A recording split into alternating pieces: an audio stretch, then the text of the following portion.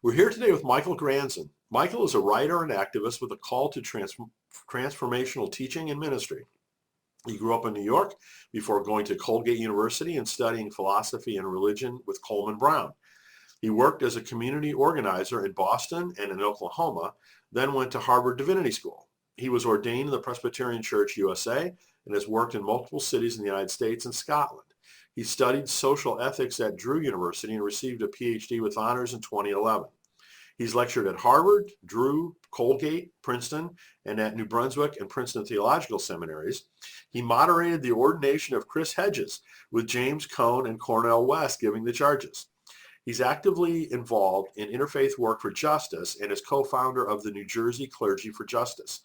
His new book is Breaking Through the Plate Glass Window, Prophetic Fragments, on doing justice and loving kindness in a time of reckoning. Michael lives in New Jersey with his wife, the Reverend Karen Hernandez Granzen, pastor of Westminster Presbyterian Church in Trenton.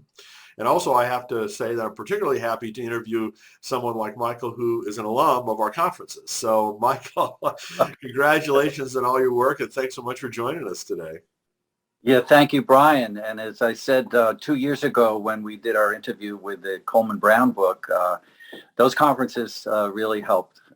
It's like at a moment in time when you need encouragement and wisdom, they did that for me. So here we are. Well, it's been a real blessing to do the conferences and to get to meet people like you, that are doing such incredible, wonderful work. So very glad that our cross a path multiple times now. Amen. So, I kind of touched on your background, but you've done so many different things. I mean, can you kind of, capture that a little bit for us? Well, yeah, when I graduated from Colgate, I started out as a community organizer, and I did what was called a training organizing drive in Roxbury, Massachusetts, and then it was very challenging. And my first boss was David Clossie, who was a hard-driving but excellent supervisor. David later became the head of a survivors network of those who were abused by priests. And David has been a friend over the years. And I mentioned him in the book, some of that collaboration. And I went out to Oklahoma after that. And I had a very good experience there for almost a year, working on issues of healthcare and medical care with North Tulsa, which was both a African-American community and a more low-income white community. And then eventually I circled back and I went to Harvard Divinity and went into South Boston, which was kind of going into the fire. And yet some wonderful partners and collaborators from both Protestant, Catholic, Muslim communities. And I tell some of the stories of what happened there in the book. And then eventually I came down here after going to Iona. Sometimes you need a little retreat, right? And I ended up having a good 6 months there in Iona, Scotland. As they say, it's kind of a thin place between heaven and earth. And so I pulled together some of the fragments of my own philosophy of religion and my own social ethics while there. I was about 31 then, 30.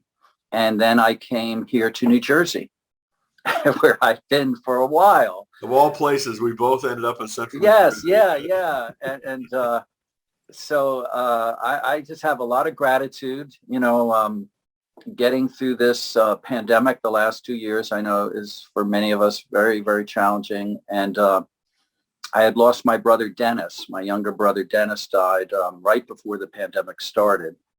And that gave me a renewed sense of urgency to do the work, one is called to do while here on this earth. So one of the pieces I felt was to pull together this book.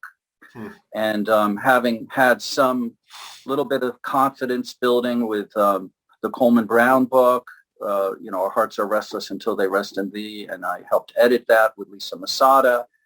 And Coleman was really my mentor and teacher for many years. And then I sat down and I started writing this book and pulling together some pieces that I think needed to be pulled together.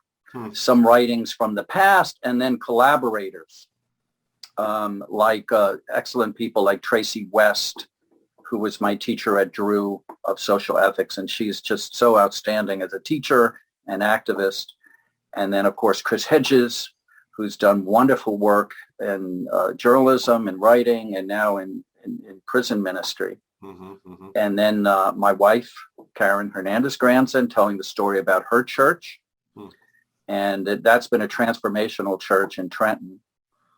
And so forth. Richard Fenn, who wrote a wonderful, it's almost like the moment for America in Gethsemane, especially for white folks in America to begin to say, thy will be done, not my will. And then Mike Geekin, who's been a tremendous organizer with the Industrial Areas Foundation, and my friend Lorna Goodison, who recently stepped down as Poet Laureate of Jamaica. Wow. And she wrote a poem in connection with the homeless in Boston. And then finally, Archangel Antoine, who just graduated from Princeton Seminary. And he was the elected head of the student government there. And he's also the political director of the New Jersey Clergy Network for Justice. So I have an all-star team. I guess so. I'm thankful.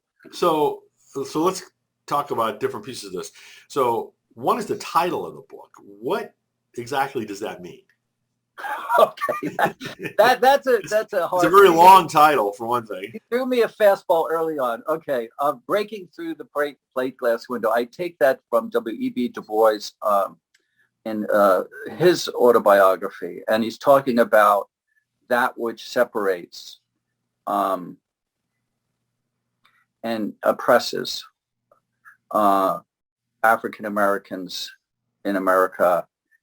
We could call it the racialized other, or that division that was started early in the country, and I call it seeds of destruction. And how to begin to break through that plate glass window and seek racial justice in solidarity.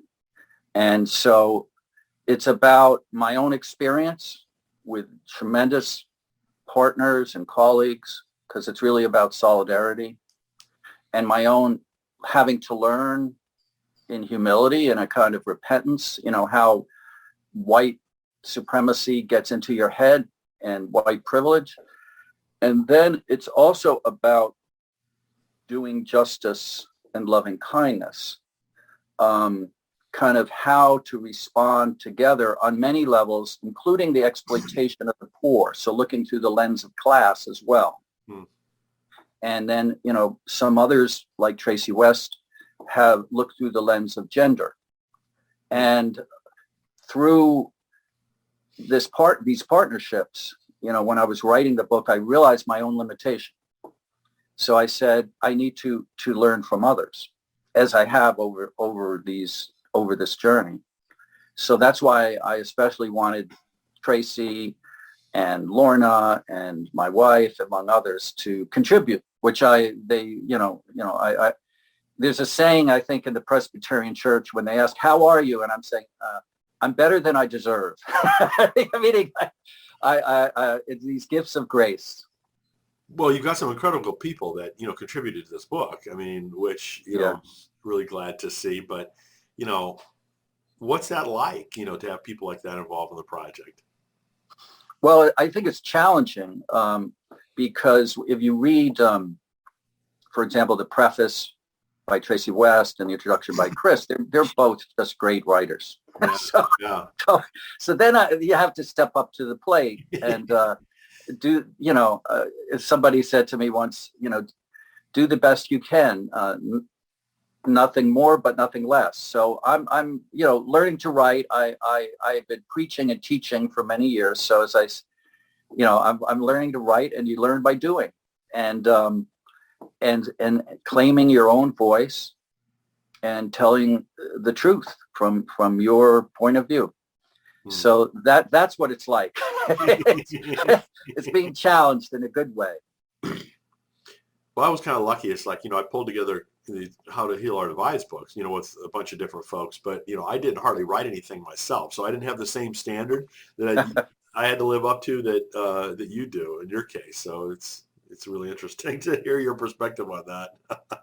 I got lucky. I copped out. Okay. Well, I'm so glad you're doing what you're doing, Brian, because like I said, you strengthen and encourage and apprentice us. So keep on keeping on. And I look forward to your book too. Well, thank you. Thank you. So, obviously pulling together a book like this is a lot of work. I mean, what inspired you to do this particular book? Well, I guess the question that I pose, the book has 3 sections, biographical fragments, which is about experience and some parables or narratives of those experiences in Boston, Iona, and New Jersey. But then it's a historical, ethical investigation. How did the Confederate flag get in the front window of the Presbyterian Church on Lincoln's birthday in 1993? Because I had just come down from Boston, and it was put in the front window with a American flag and a picture of Abraham Lincoln. And so I used that as my question. How did this happen? I mean, and so it's really about the trajectory beginning in, the 1620s when the Dutch first came here, but then continuing as the English came in 1664 and the development of chattel slavery in New Jersey and in America. And so I kind of, in my own way, research and tell the story, again, in collaboration and partnership. And I should say, my wife, Karen Hernandez Granzen, taught me a lot because she's Puerto Rican background. And over the years in our conversations and dialogue, it has deepened and expanded my own understanding, which is I'm still learning. And then it comes into the civil rights era. And I learned the flag was first put in there with the American flag in 1963.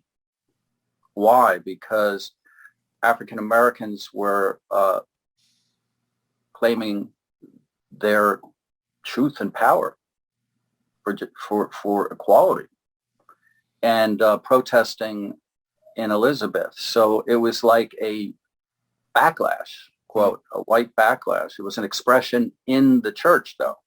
Wow. So I look at how religion and race have intersected and how, white racism got in the church early on, white Christianity early on. And so I talk about then going into the post-civil rights era and different expressions of white racism. And so, I could keep going, but, you can read the book. Well, I guess the question that next comes up is, how do you feel that all of that's relevant for today? Well, I think just opening up the newspaper, so to speak, is the old saying, hold the Bible in one hand and the newspaper in the other. I think the racialized policing and the shooting of unarmed, particularly black men by the police, that's continued to happen even after the Black Lives Matter movement. I think it's expressed in trying to limit voting rights in specific states. And I think it's also in the kind of gun violence today. There was extraordinary violence. You see, this is part of that middle section. It took extraordinary violence that often we have, quote, forgotten to maintain this system of white supremacy, even after slavery, during Jim Crow. The lynchings and the state-sponsored violence that has developed then into mass incarceration. So this extraordinary violence that is expressed in different ways today is also very relevant. But I would also say, again, coming in from the other angles, then anger, how do we respond in a way that has both effectiveness?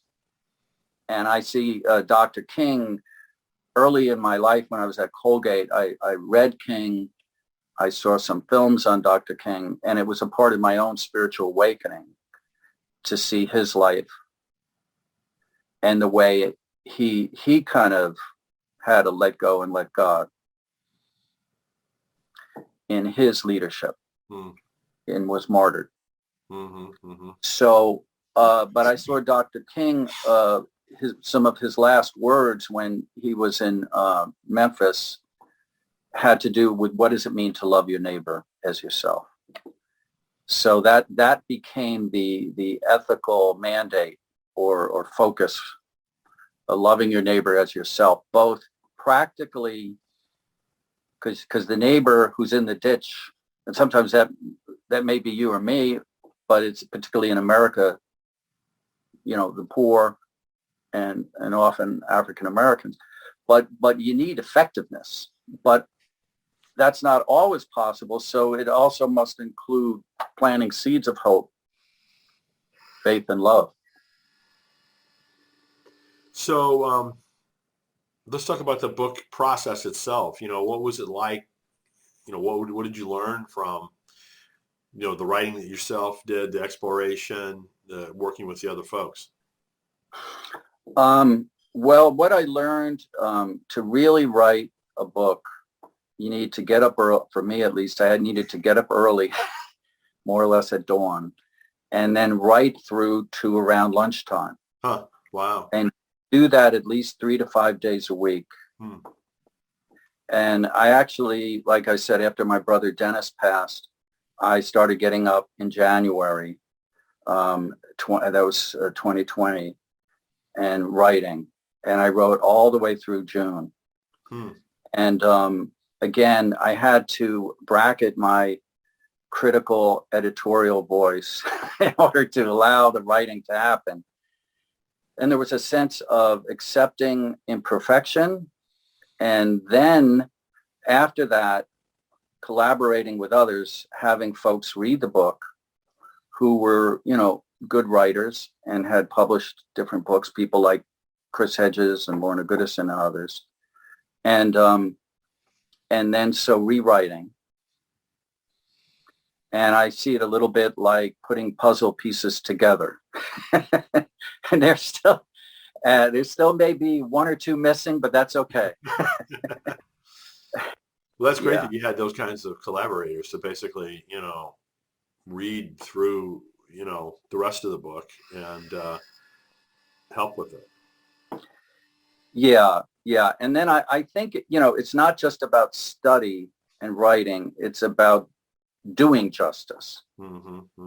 And so that other side,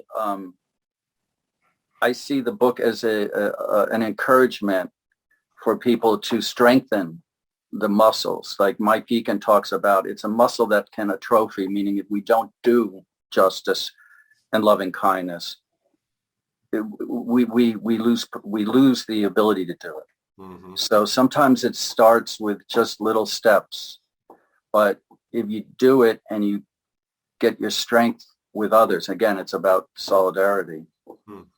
You get better at it, and so I'm thankful for, in both Elizabeth and in New Jersey, the Clergy Network for Justice, and I have many folks in Elizabeth that I work with and partner with. We strengthen one another. Cool. So looking forward, I know you're already working on the new book, even though you're right in the midst of launching this one. Can you talk about that at all yet or not? Yeah, well, the next one I think goes, I'm going to call it Travels with Charlie, which I know John Steinbeck had that title, but this is my own journey for the first 20, 25 years, where I grew up in an extraordinary community in Hartsdale. We used to say Hartsdale and Westchester, New York, which was also connected to Greenburgh. And it was a multiracial community and school system.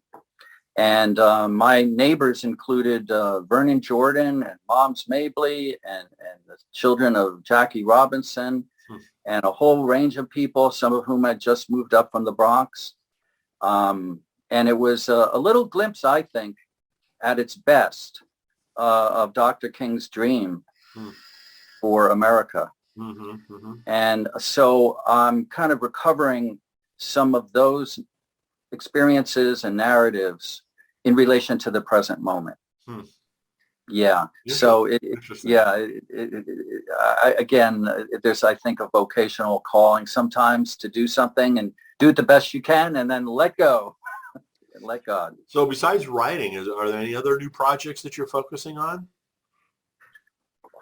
Well, up in Elizabeth, my church, Second Press, has joined together with Siloam Hope First in partnership. And we have Chris Hedges, who's doing prison ministry part-time.